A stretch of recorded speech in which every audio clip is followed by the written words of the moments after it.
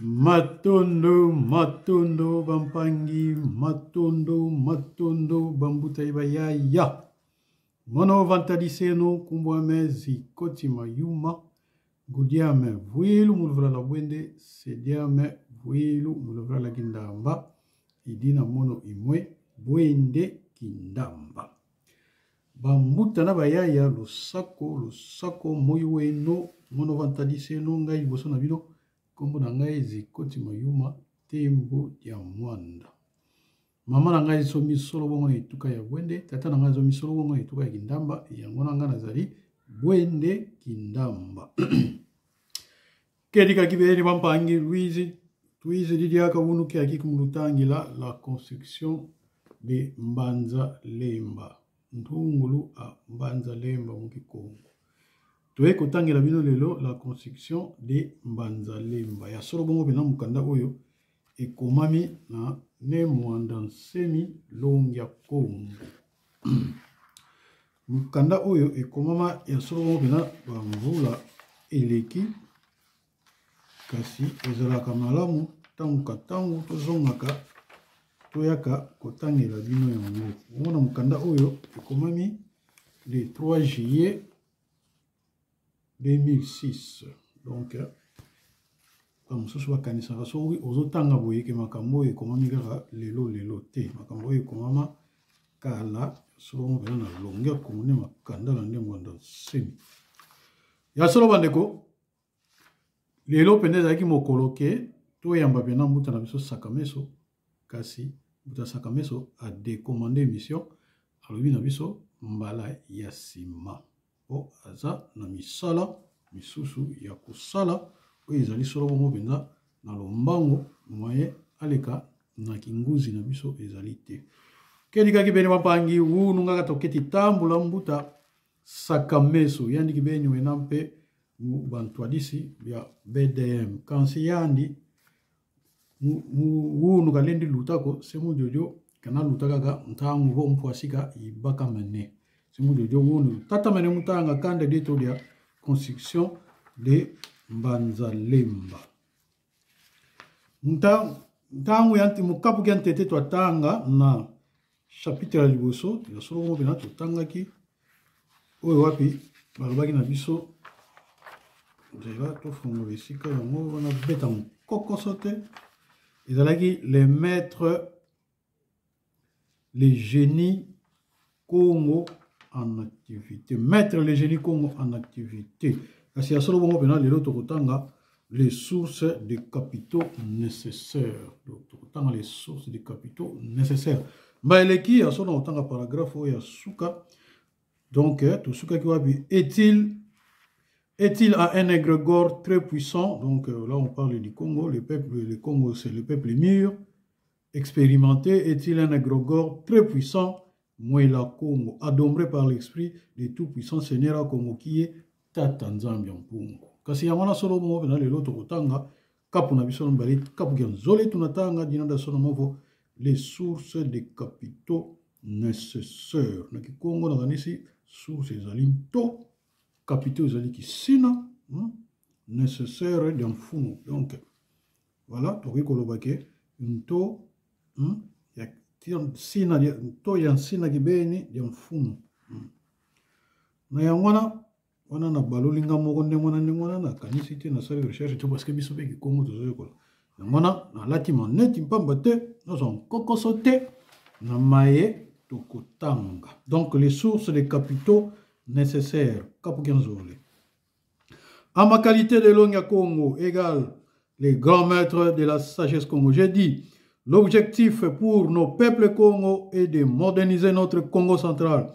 et en faire un modèle de développement pour la République fédérale du Congo. Une province pilote, un moteur du Congo-Kinshasa, où trouverons-nous les capitaux nécessaires pour construire Mbanzalemba et moderniser le Congo central? Eh bien, voici quelques réponses. Biyano, moi biyano mike, ou ya repé sa biso. Donc, la Côte d'Ivoire a réalisé beaucoup de progrès dans la construction de très belles villes et dans l'aménagement de son territoire, et cela grâce à la volonté politique du fait au fait Boigny. Pour construire leur pays, les Ivoiriens comptent sur les cafés, les cacao, le bois, les riz, les maïs, l'arachide, et bon bobo, etc., etc. La Malaisie s'est modernisée grâce. La Malaisie s'est modernisée grâce aux capitaux provenant de l'huile de palme. Le Congo central dispose de terres suffisantes pour les relancer et étendre ses plantations de café, de cacao, de palmiers, d'arachide, de soja, de maïs, de canne à sucre, des plantes pour carburant capables de produire beaucoup d'argent dont nous avons besoin dans la construction de Mbanzalemba et la modernisation du Congo central. Voilà, Le pétrole est, est la principale ressource qui a permis aux Libyens et aux Koweïtiens de moderniser leur pays, d'en faire des vrais bijoux où la vie sociale est aisée, agréable.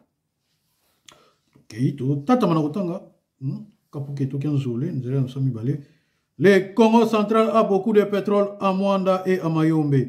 Nous avons l'obligation d'utiliser la redevance de l'exploitation du pétrole pour la construction de Mbanzalemba et la modernisation du Congo central. Le Congo central est situé au bord de l'océan Kalunga, dans une zone très poissonneuse. Ainsi, il est impérieux de créer une société provinciale de pêche maritime dénommée Mbizi Zakalunga. Ah, ya solo bon bena awa na zongeli bena ba muta na biso ya na ba ya Congolien pa o bazo sala musala zo mwana solo bon bena na Congo central boyo kangai malamu awa penda na tira attention na bino na bendi bino penda bo landa ngai malamu na tanga awa bozo makanisi wana kotonga Mbanzalemba. Po makambo ezali awa ko banda awa makambo ko banda wati ko na suka boko kanisa nde soki wuchop non ezali kaka ya solo mo bena atelier ya bundu dia Congo nde mutu esala makambo esika wapi to ko mona makanisi lolenge na lolenge wana ko tombola kimbongo kya Congo munkita wana ko tombola munkita kya Congo pi wana ko tonga mboka na biso ekomaki toko bato basepelaka na yango. Matondo. Une société à capitaux mixtes, province privée, capable de produire une part importante de l'argent dont nous avons besoin pour la construction de Mbanzalemba et la modernisation du Congo central.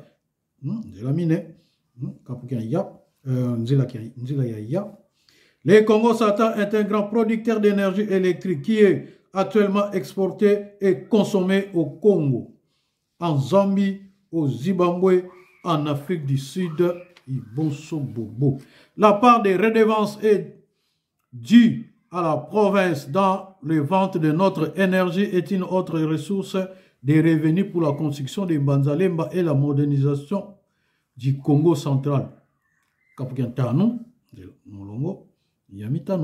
Le sous-sol du Congo central contient beaucoup de manganèse, d'uranium, de fer, de diamants, de coltan, de phosphate, de bauxite, de cuivre, etc., qui sont capables de produire des capitaux dont nous avons besoin pour la construction de Mbanzalemba et la modernisation du Congo central. Phosphate, bazo babuka saila ba sima banini kasi ya solo pena ba Congo ba mona kapenda ba revenu na ngote ba mona kapenda ba redevance na ngote makambe belé ba retomber na ngona ngana no ba nsense ba mbuta ba retomber ba biloko nyonso ba Congo ba mona ngote po bato wana basala ba izini kuna ba kenda kozwa bato mususu basala kuna balingi ba Congo te. Nous avons na Est, surtout dans le côté Italie, Katanga, Katanga, Kasai, Tonda, kuna ba compagnie ba semana ba secret, ba zwaka ba Congo te. Moni biso makambo biso ba Congo to tomboka ka yango, so bundu la Congo tomboka pona makando. Molongo na biso motoba ka pu kya samba. Nous la République fédérale du Congo RFC est pratiquement un grand État enclavé dont son unique voie d'entrée et sa sortie est le port de Matadi, demain le port de Mwanda situé au Congo central. Une gestion rigoureuse du port de Matadi est capable de nous procurer beaucoup d'argent dont nous avons besoin dans la construction de Mbanzalemba et la modernisation du Congo central. Les redevances des différentes sociétés commerciales qui fonctionnent au Congo central sont autres sources de financement de la construction de Mbanzalemba et la modernisation du Congo central. Donc, nous avons des redevances et que nous avons des redevances. Et quand on a des redevances, nous avons des redevances. Beto ba Congo beto fo qui a mes voix qui est au voix ko. Na biso ba Congo to lobaga yangai, yabiso, yangai te. Donc, les miens m'appartiennent, les nôtres ne m'appartiennent pas. Donc, ma redevance wana esengeli ezonga na misala ya lolenge mususu kotonga bopito banini po moni ba redevance wana ba taxe bafutaka wana ezali mpona kobongisa banzela mpona kotonga baekole mpona kotonga bopito omoni mbongo ezozonga na ndenge mosusu eza kaka ekonomi na biso moto ebanda komata po bahôpital efutaka bataxe lisusu. Donc ozomona so botongi bahôpital nzoyaki mbuki donc na kikongo nzoyaki mbuki ezongisaka mpe mbongo efutaka taxe na leta bandengokolo donc baekole ezongisaka mpe mbongo na leta. Donc so botongi mpe nzela botie péage ezongisaka mbongo na leta. Donc botia péage botia te parce que bato bazokende bimisa biloko na bamboka mpona koteka na bagrande agglomération mbanza aza nene eza mpe kaka mbongo mpo bato wana mpe basalaka commerce wana bafutaka mpe so bataxe tomonaka bango bazofutisa bango batike na bazandu tout ça ozomona kapu sambore oyo totanga sikoyo tokota na kapu na biso ya nana mwambe. Donc combien de riches bakongo avons-nous en Angola, au Congo central, au Congo d'Enfoi, Kabinda, donc Congo d'Enfoi, donc Congo Brazza, au Kabinda et au Gabon, Congo de Luango. Combien de riches d'origine Congo avons-nous en Afrique du Sud? Les Zoulous sont des Congo. En Sierra Leone, au Libéria, au Kiba, en Haïti, au Canada, aux USA, en Jamaïque, au Brésil, bref, dans la diaspora Congo en Amérique. Le gouvernement provincial du Congo central doit contacter tous ces riches Bakongo et de les inviter de venir participer à la construction de Mbanzalemba et la modernisation du Congo central. Dites-leur que le Congo central leur invite de venir acheter une parcelle de terre à Mbanzalemba, d'y construire une très belle maison, une villa, un building qu'ils pourront venir habiter ou mettre en location à leur profit, étant leur propriété privée. Dites-leur de venir construire à Mbanzalemba une succursale de leur banque, de leur polyclinique, de leur maison de commerce et de leur société et de leurs entreprises de construction. Bonso bobo. Toma waba kongo zibula meso kadi mambu. Meti luta kwa huko mambu bantalu beni mambu funu beni. Zibula matu wa mboki wavanga mo.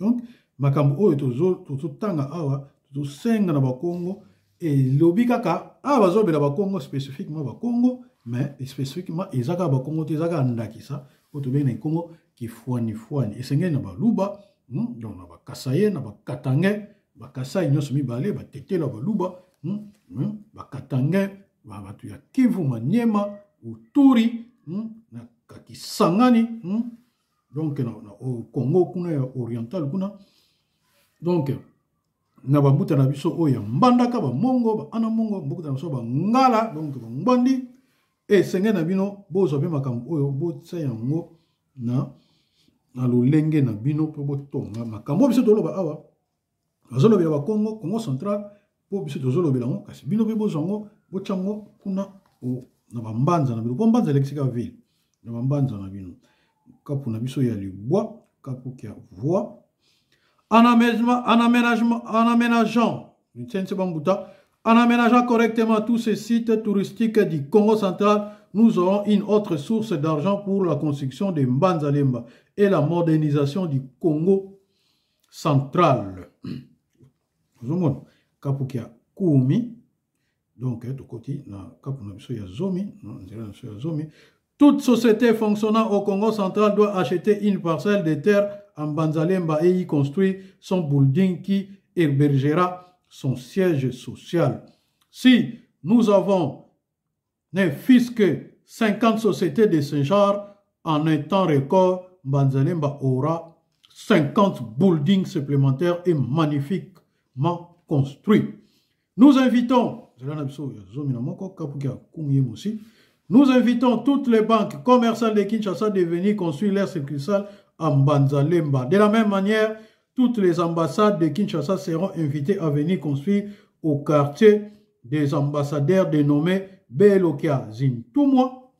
Yoka Kikongo da Relengeza na nyonso.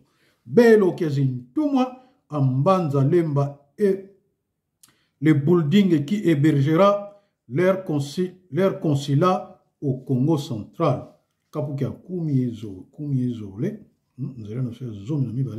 Le Congo central a toujours intéressé par les mal des personnes en Afrique, en Europe, en Asie et en Amérique. Car, prononcer ma vie, donc, zomi na mibale kapuketo kia nsense bambuta kitomene yotanga ko kadimu français ya sonama kansi mbaki dio muningu miambi mfeti yo baka muningu mbote kili batu batoma visa kibeni kapu kia kumiezole. Le Congo central a toujours intéressé pas mal de personnes en Afrique, en Europe, en Asie et en Amérique, car avec son environnement dynamique et sa position stratégique en Afrique, le Congo central est le pays des investisseurs avisés. Ainsi, le gouvernement provincial du Congo central va informer tous les amis du Congo central de notre décision de construire Mbanzalemba, afin que chaque ami puisse voir ce qu'il est capable de faire dans le cadre de sa coopération avec le Congo central. Nous fournir des architectes, des urbanistes, des spécialistes de l'environnement, des conseillers en matière d'aménagement des villes modernes, signer des contrats avec certaines entreprises de construction, d'équipement, des immeubles et de grandes villes modernes.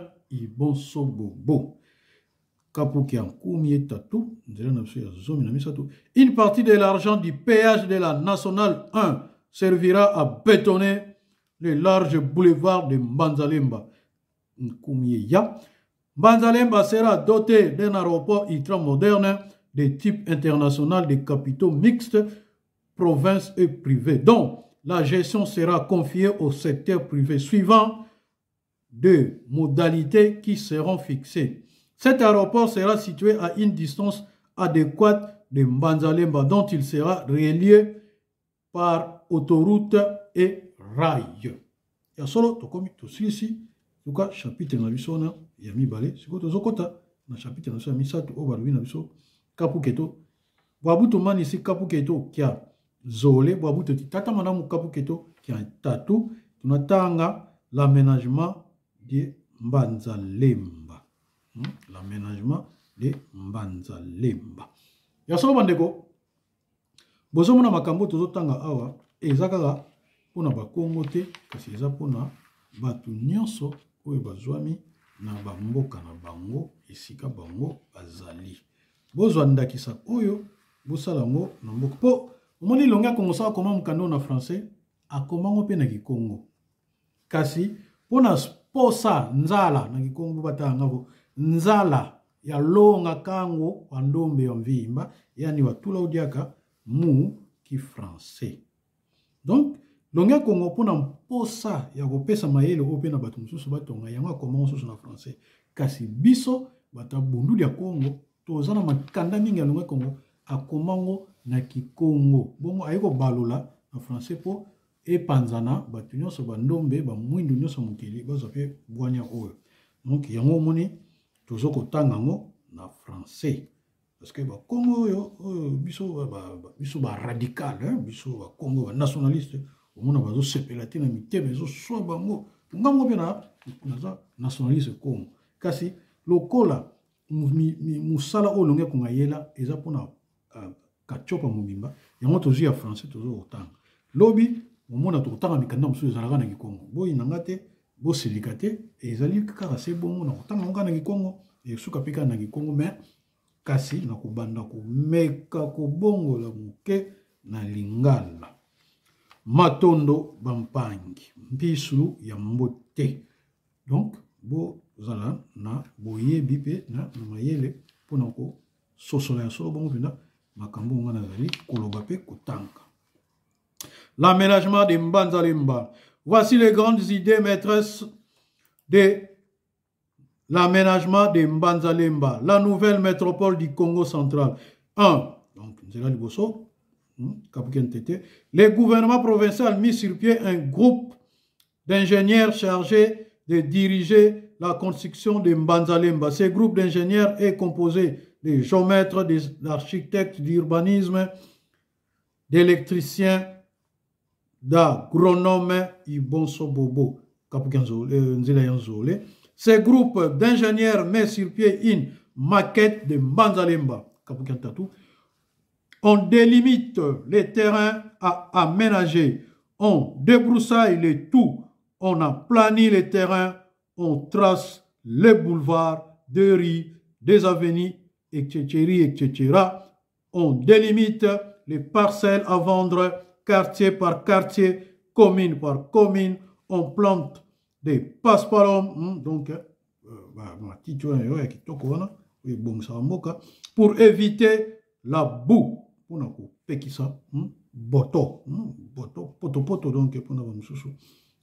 On plante des arbres prévus dans les parcs, le long des boulevards et avenues. Moni na boulila ko mate ya biso zok ya ngoyo. Soko lingo tonga, ngosomba sombi terrain no tonga, balakisa biso déjà ndenge no kotonga. Yango moni so muta bunda ko nga tonga, azoka ba norme nyonso esengeli atie en place. Kasi l'état moyini, bazoka mayele wana te. Ba ya ka ki budi bateki. Bon, kapukia ya, ndana biso ya mine. Les régies des eaux et la société d'électricité placent leurs tuyauteries, câbles et compteurs avant même la vente des parcelles. On délimite les quartiers gouvernementaux, les quartiers des temples Congo, les quartiers des commerciaux de chaque commune, les quartiers résidentiels, les quartiers artisanaux, les quartiers industriels, industries non polluantes. Bien déterminé. Tant que awa les quartiers commerciaux, donc ici les quartiers artisanaux, les quartiers des temples Congo. Donc ici quand tonga banda kunabino ya kosambela. Uzomona parce que siko soke na sasa balabala nyonso mona balabala moko na 5 ndako nzambe. C'est la balabala mona 5 ndako nzambe. Et sengeli ke tango bazo tonga ba bomitela déjà. Et si quand vous avez tonga bandako na bango ya kosambela o biso na kikomo to bengaka zimba na français temple kapu kia sa ya sambo ya sambano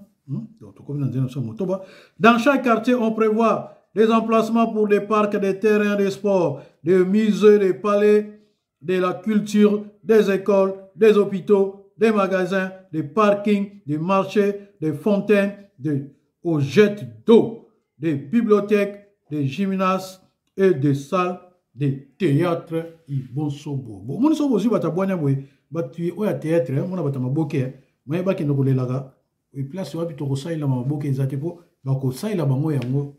Pour nazola na bango min kolo, bazole la kaka. L'État a tongela bango sika yo kosala maboke te. Kapo kian sambo dia, zena msuya sambo. On prévoit les meilleurs emplacements pour une plaine d'aviation de grande capacité, de renommée internationale. Kapu, kia nana.